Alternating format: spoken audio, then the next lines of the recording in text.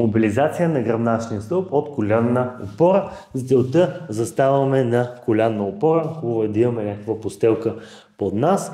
От тази позиция поставяме едната ръка зад врата, ето по този начин, с свита ръка. Свиваме се и докосваме лакът в лакът, грубо казано. Поемайки въздух, отваряме нагоре и поглеждаме през ето този триъгълник, който се получава между ръката и нашето рамо. Отваряме нагоре, поглеждаме и връщаме отново в изходна позиция. Издишаме. Вдишаме. Издишаме и се опитваме всяка следваща серия да увеличаваме и повторения, да увеличаваме обема на движение, с който ние се ротираме. Съответно работим и на срещуположната страна. Най-вероятно ще забележите разлика между лява и дясна страна.